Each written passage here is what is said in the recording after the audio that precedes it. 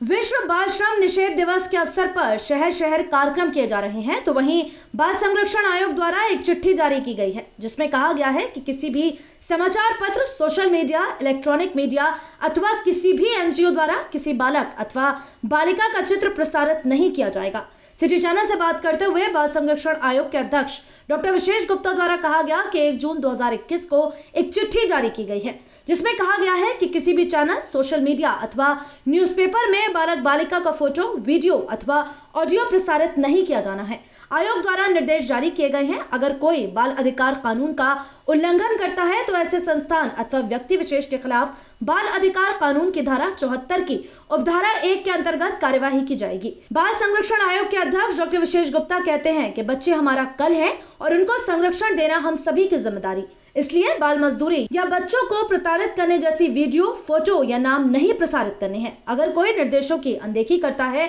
तो उसके खिलाफ कार्यवाही निश्चित है। देखिए, ये मैं आपका आभार व्यक्त करता हूँ कि जितना आपने ज्वलंत और सामयिक सवाल पूछा है, ये बहुत इम्पोर्टेंट है। इसलिए कि पहले मैं आपको ये बता दूं कि उत्तर प्रदेश बाल संरक्षण आयोग किशोर न्याय अधिनियम जो 2015 है उसको मॉनिटर करता है और उसी से जुड़ी हुई जितनी भी योजनाएं हैं 0 से 18 वर्ष तक के बच्चों से जुड़ी उसको मॉनिटर करता है। अनाथ वाले बच्चे हों और चाहे वो विधि का उल्लंघन करने वाले बच्चे हों, अपचारी हम जिसे कहते हैं, इन दोनों प्रकार के बच्चों को मॉनिटर करने का काम या उनकी रखरखाव, उनकी सुरक्षा, उनके किस जगह वो रह रहे हैं, किस स्थान में रह रहे हैं, क्या वो खा रहे हैं, ये वो किस प्रकार से रह रहे हैं, कौन उसके विषय में कैसा व्यवहार कर रहा है, ये सारी जानकारी हम प्राप्त करते हैं, हम उसका कॉग्निजेंस लेते हैं। अभी जो सवाल आपने पूछा है उसमें पिछले दिनों स्पष्ट तौर पर जब से मुख्यमंत्री जी ने योजना घोषित की है ऐसे निराश्रित अनाथ बच्चों के लिए, उसके बाद से या कोविड काल कह लीजिए, कोविड काल के बाद जो तमाम प्रकार की परेशानियां आई, परिवारों में जो मौत हुई, उसके जो एकल परिवार हुए या निराश्रित हुए, ऐसे बच्चों के तमाम भावनाओं और संवेदनाओं के चलते वो कुछ समाचार पत्रों ने भी, मीडिया ने भी और तमाम सोशल मीडिया के तमाम तलों पर वो चीज़ें दिखाई देने लगी। तो निश्चित ही हमें फिर ऊपर से आदेश मिले कि भाई ये वहाँ जो विधिक विशेषज्ञ थे उन्होंने कहा कि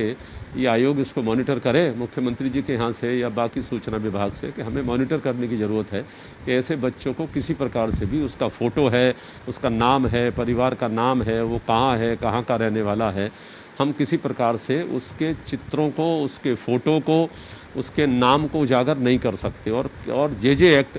2015 की धारा 74 स्पष्ट कहती है कि ऐसे बच्चे वो जो चाहे अवचारी हों, विधि का उल्लंघन करने वाले हों या नीड और केयर प्रोटेक्शन वाले,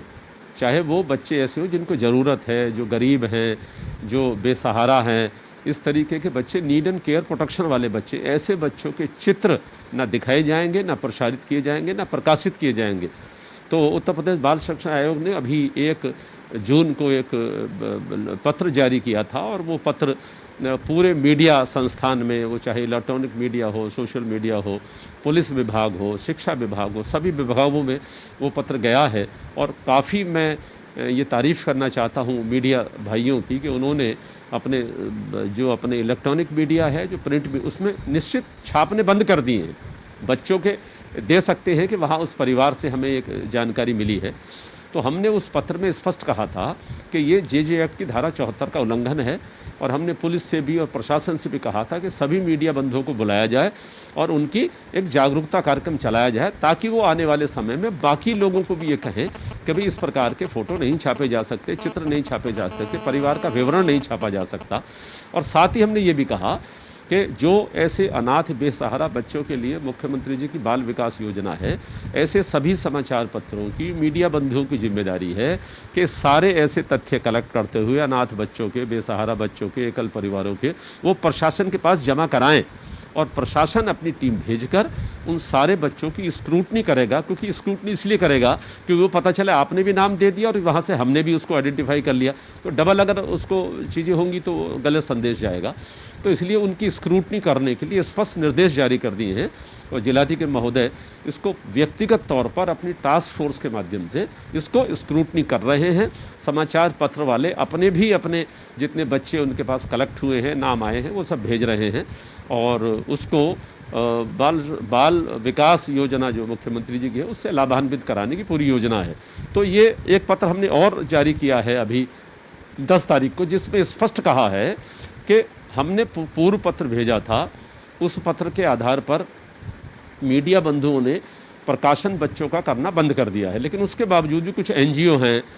कुछ अधिकारियों के ऐसे दिखाई दिए हैं बीच में ट्विटर हैंडल पर कहीं कहीं फ़ोटोग्राफ, कुछ राजनीतिक लोगों के भी दिखाई दिए हैं ट्विटर पर और सोशल मीडिया पर, जहां बच्चों को के वीडियो भी है और बड़ी अनाथ स्थिति में है और बच्चों का दिखाया जा रहा है। तो हमने स्पष्ट कहा है कि ऐसे जो भी कहीं अगर दिखाई देते हैं तो पहले उनको गाइड कर दें, बता दें, और अगर नहीं फिर भी अगर बात मानी जाती है तो वो जे एक्ट की धारा 74 के अंतर्गत रिपोर्ट करा दें और स्पष्ट कह दें कि ये इस बच्चों का के पहचान उजागर करने के प्रति जो उल्लंघन है वो जे एक्ट की धारा 74 में आता है।